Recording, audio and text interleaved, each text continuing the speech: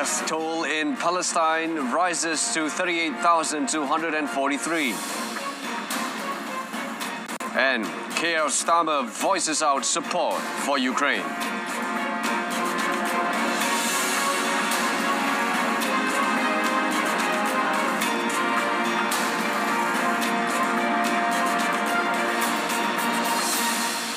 Salam Malaysia Madani, this is World Today. I'm Brendan Lepal. Health authorities in the Palestinian enclave said the Palestinian death toll in Gaza from the ongoing Israeli attacks has risen to 38,243 victims, while another 88,033 people have been wounded in the besieged strip since the new round of Palestinian-Israeli conflict broke out last October.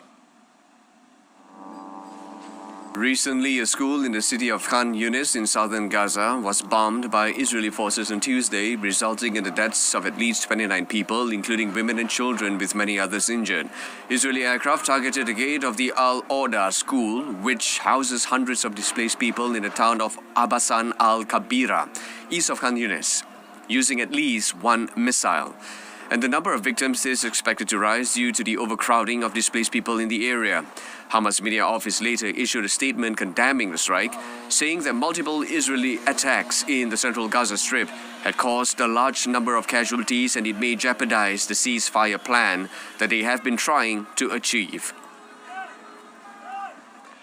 New United Kingdom Prime Minister Keir Starmer on Wednesday promised to keep up his country's steadfast support for Ukraine as he met President Volodymyr Zelensky at the NATO summit. The two met on the sidelines of the NATO summit days after Starmer's Labour Party swept out the Conservatives, which has been in power for 14 years. Days into his leadership, Starmer recommitted to the former Conservative government's pledge to deliver $3.9 billion a year of military support to Ukraine until 2030-2031, and beyond if needed, underlining continuity in Britain's role as being one of Kyiv's most active and vocal backers. Britain, under three Conservative Prime Ministers, has been among the staunchest supporters of Ukraine, playing a key role with the NATO on military assistance. The British unity on helping Ukraine stands in contrast to the United States, where Republican presidential contender Donald Trump has questioned the utility of billions of dollars in military aid, musing that he expects Russia to triumph. Around 2 years after Ukraine started asking allies for F-16 fighter jets to help it fight Russian forces, the first planes are set to arrive by next month. The length of the process from procuring the US-designed aircraft and training Ukrainian pilots to fly them has frustrated Kyiv. Russia has had time to prepare defenses to try to nullify the F-16's impact, and Ukraine has had to survive with a depleted air force, a fraction of the size and sophistication of the enemies. The timeline for the training of Ukrainian pilots on F-16s has dominated discussions about deliveries and pledges of more than 70 jets. Russia is striking all airfields, potential F-16 bases every day, including attempts to damage airstrips and infrastructure, and these strikes have not paused for the last 2 months. The targets will become all the more valuable when the aircraft, pilots and maintenance teams arrive, which will likely force Ukraine to install missile defenses to protect them, even though it is short of both air defense systems and ammunitions. Ukraine's military has worked hard to reduce the threats to the arriving F-16s in recent months by attacking Russian air defenses.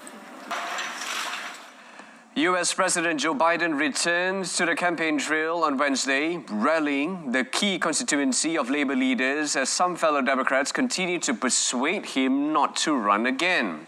For the past 13 days, the 81-year-old has been working to stem defections from Democratic lawmakers, donors and other allies, worried he might lose to Republican Donald Trump after his halting debate performance.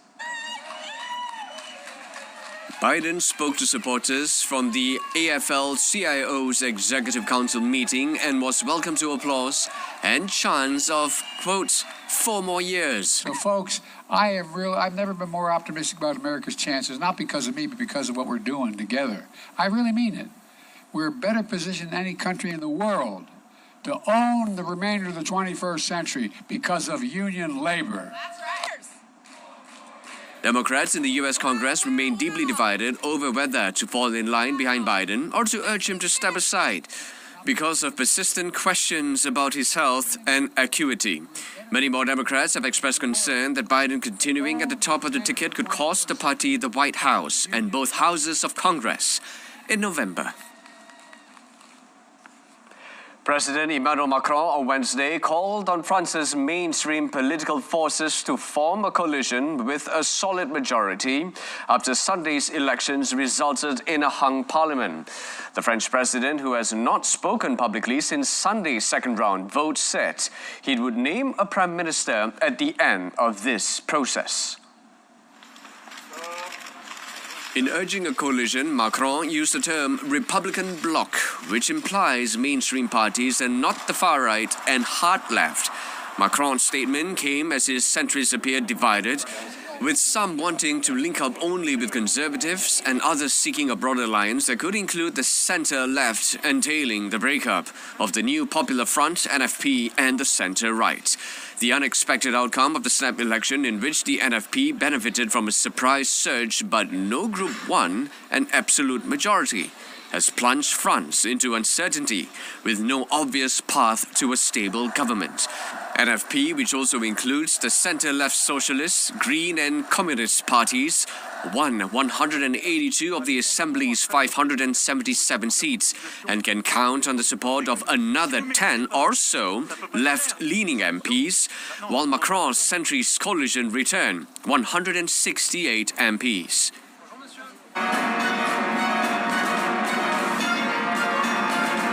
Next, Dato' Sri Anwar's reform to attract investments has significant impact on Malaysia. Stay tuned. Forbes magazine reported Prime Minister Dato' Sri Anwar Ibrahim's efforts in attracting high-value sectors such as semiconductor fabrication and digital technology, expedite foreign direct investment approvals, and improve the ease of doing business have significant implications for both Malaysia and the Asian region. Benjamin Laker, in his commentary published by the Forbes website, mentioned, by focusing on sectors with high growth potential and technological advancement, Malaysia aims to ascend the global value chain and foster a more dynamic and competitive economy. He added measures to boost investment quality, focus on labour productivity through automation, and increase spending on research and development could reduce reliance on low-skilled labour and enhancing overall productivity. Laker also commended Anwar's measures on the cost of optimization front, especially the rationalization of subsidies and managing civil service costs, aimed to alleviate the financial burden on the government by shifting future pension liabilities to a more sustainable model. This legislative framework is intended to ensure that Malaysia's fiscal policies remain sustainable in the long run, providing a stable economic environment conducive to growth. And in other news, British police launched a massive manhunt on Wednesday after 3 women, the wife and daughters of a BBC horse racing commentator, were killed in a town outside London in an incident believed to have involved a crossbow. Chief Superintendent John Simpson said officers discovered the 3 victims, aged 25, 28 and 61, with serious injuries at the house in Bushey, about 32 kilometres northwest of London, on Tuesday evening. They died at the scene a short time later. Our overarching objective today is to protect public safety and to locate Kyle Clifford, who is wanted in connection with the murder of the 3 women in what we believe is a targeted incident. We have extensive police resources deployed to various locations in North London and also the Bushey area of Hertfordshire. The BBC said that the women were Carol Hunt, the wife of its commentator John Hunt, and 2 of their daughters. A huge search involving armed forces has now been launched for suspect Kyle Clifford. Police have appealed to him to give himself up and warned the public not to approach the 26-year-old. Over 130 villages have been affected by flooding in India's northern state of Uttar Pradesh. State Chief Minister Yogi Adityanath on Wednesday viewed the damage during a helicopter flight and meeting flood victims on the ground. जुलाई मास के प्रथम सप्ताह में ही आई इस अतिवृष्टि के कारण बाढ़ की चपेट में है। हजारों हेक्टेयर भूमि जो खेती की फसल की भूमि है वह फसल उससे प्रभावित हुई है। India's weather department said on Wednesday that heavy rainfall is expected to lash northern and northeastern states for the next 2 to 3 days, which could further worsen the situation. Water levels in 9 rivers in Assam are already above dangerous levels, while the tributaries of the Brahmaputra River are expected to rise further until Wednesday, according to a state government assessment report. Multiple rivers in India's eastern state of Bihar are also close to breaching their banks as water flows downstream from neighboring Nepal, parts of which were also flooded earlier this week. Saudi Arabia raised a total of $12.35 billion from selling more shares in Aramco after increasing the offering in the world's most valuable oil company. The success of the share sale and additional proceeds will help further fuel Saudi Arabia's ambitions to invest in new industries and wean its economy away from oil under its Vision 2030 plan. The kingdom raised an additional $1 billion after exercising a green shoe option, which allows banks to place more stock when there is demand from investors. The government last month sold a 0.64% stake, or about 1.545 billion shares in Aramco, at $7.27 a share. Another 154.5 million shares were placed via Merrill Lynch, which was acting as a stabilization manager on the deal. Aramco's shares have risen 3.3% since the offering last month, trading at $7.51. In the document published on Tuesday, Merrill Lynch said it exercised the over-allotment option and that the month-long stabilization period ended with no such transactions undertaken. Mexican Navy officials running the country's biggest port are increasingly concerned about the rising flows of unregulated dual-use chemicals used to produce synthetic drugs such as methamphetamine and fentanyl. According to United States officials, Mexico produces most of the fentanyl that ends up on U.S. streets. In recent years, Mexico has also become a major exporter of methamphetamine to Asian countries.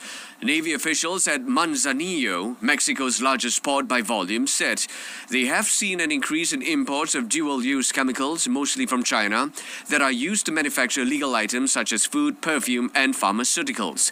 However, these materials also double up as precursors to synthesize meth and fentanyl. Navy officials urged the government to regulate the chemical and highlighted large tubs that have been seized and never claimed by Mexican companies importing them. The United Nations Office on Drugs and Crime, UNODC, in its report last month included Mexico for the first time in its list of top meth manufacturers, along with Afghanistan, Burma, and Syria. And in tech news, despite an unprecedented strike at home in South Korea, Samsung Wednesday showcased the deployment of artificial intelligence AI across a range of its consumer electronic products as it looks to extend its leadership in global smartphone sales. On Wednesday, Samsung announced plans to roll out AI applications to all of its consumer products, from wireless headphones to smartwatches to connected rings. The head of Samsung mobile unit, TM Roh, said their initial objective had been to bring Galaxy AI to 100 million devices by the end of this year. Roh added Samsung's mobile unit has invested more than $1 billion on AI. From generative AI capabilities to writing text from brief instructions to simultaneous translation of phone conversations, tech industry titans are in a frantic race to deploy AI technology into smartphones and other consumer products.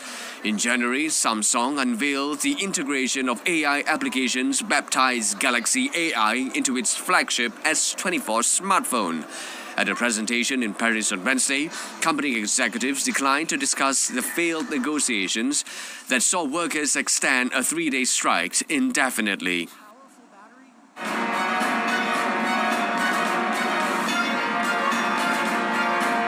And in sports, tonight, England defeats Netherlands to set up final clash with Spain. Stay tuned.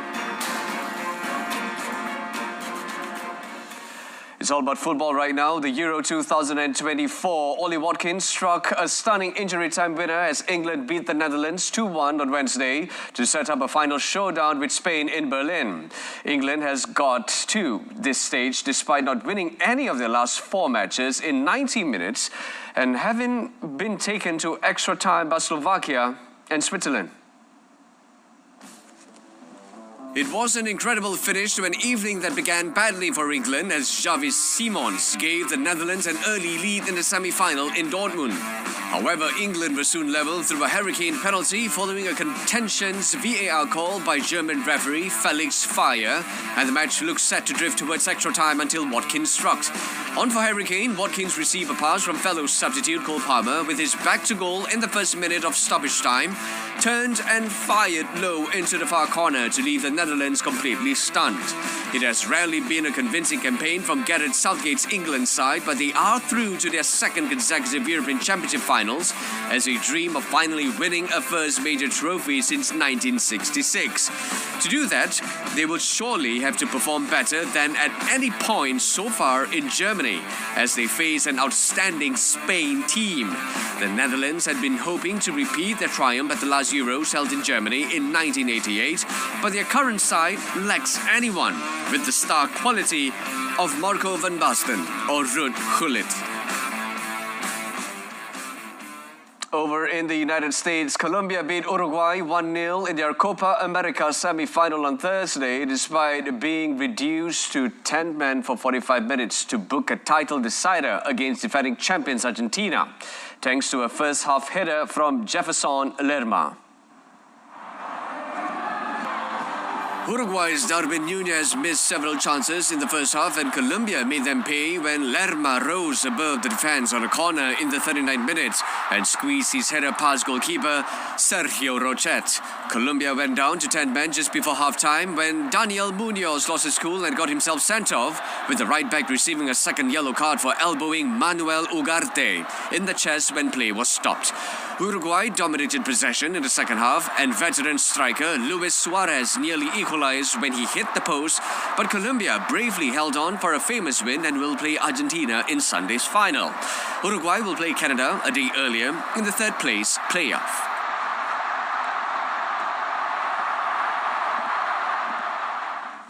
And in England, Manchester United will raise ticket prices by about 5% for the upcoming Premier League season after reporting a sharply higher net loss for the third quarter following a tough season in the Premier League. The Old Trafford club reported a net loss of £71.4 million for the 3 months ended 31st March, compared to the loss of £5.6 million a year earlier. The club confirmed on Wednesday that it plans to cut about 250 jobs as part of a club-wide redundancy program. After a tough season in which the 20-time English champions finished in 8th place in the Premier League, the lowest showing since the league's formation, United has been reviewing all aspects of the club's activities. United now expects annual revenue of about £660 million, compared with an earlier range of £635 million to £665 million, and adjusted core profit of about £140 million, against an earlier range of £125 million to £150 million. And back in the US, Greg Berhalter was relieved of his duties as head coach of the United States men's teams on Wednesday after humiliating early exit on home soil at the Copa America. The United States failed to advance from the group stage of the tournament following a shock 2-1 defeat to Panama and a crushing 1-0 loss to Uruguay that immediately cast Berhalter's future into doubt. The split marks an abrupt reversal of fortunes for Berhalter, who was expected to develop the team as the United States prepares to co-host the 2026 World Cup. Berhalter, who was initially hired in 2018, led the US to the knockout stages of the World Cup in 2022, but landed in a bitter public dispute with Gio Reyna, one of the team's brightest young stars, just weeks later. US Soccer engaged in a lengthy search for a new coach as his contract expired at the end of 2022, but rehired Berhalter last June with the full backing of the players. Berhalter, the first former national team player to coach the United States at a World Cup, won 44 of his 74 matches as head coach.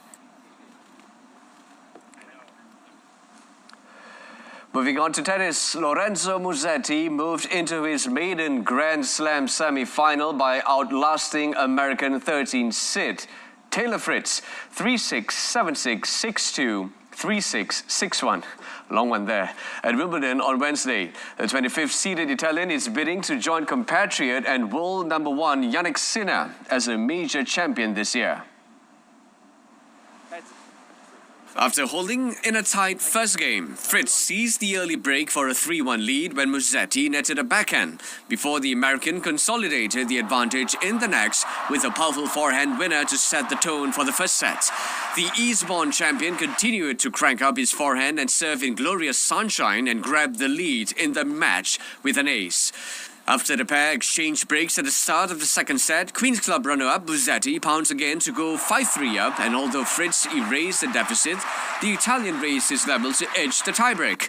Musetti makes up his game with chips and slices and forced Fritz into uncharacteristic errors, easing through the first set on the back of 2 breaks, but he handed the American a way back into the match after dropping the next set.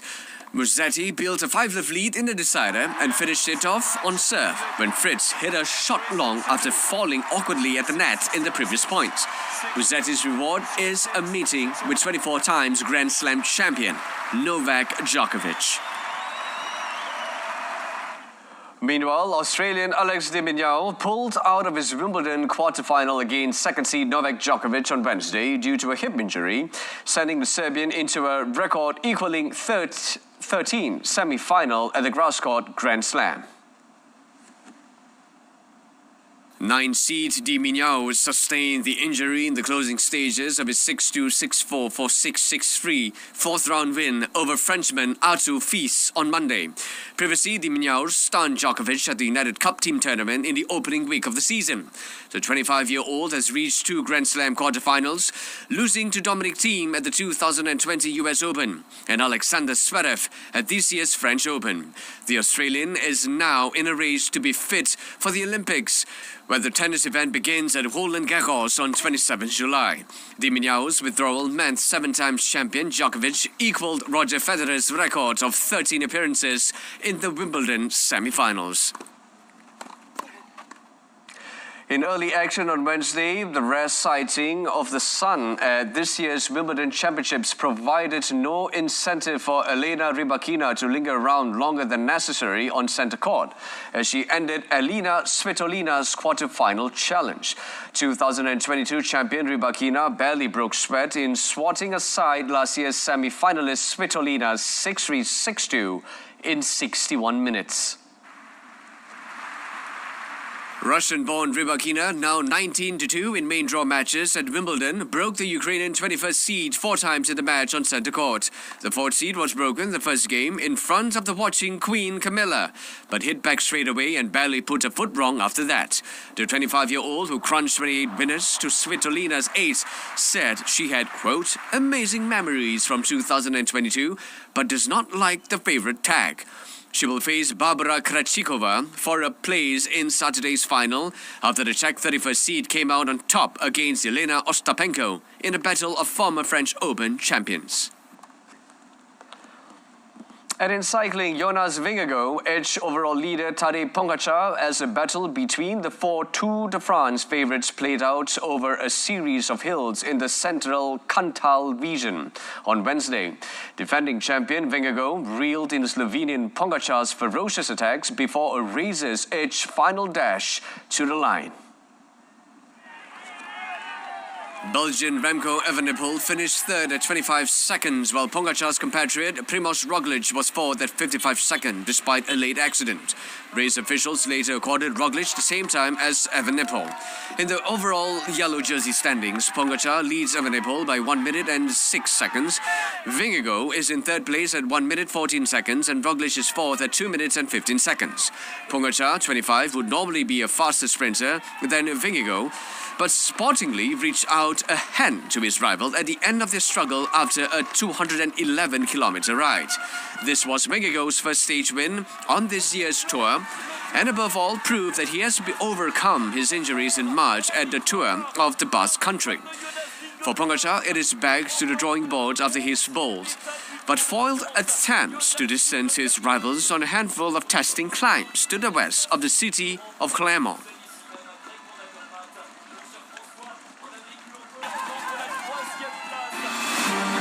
Perlawanan bola sepak Liga Super 2024 ibarat buku bertemu ruas.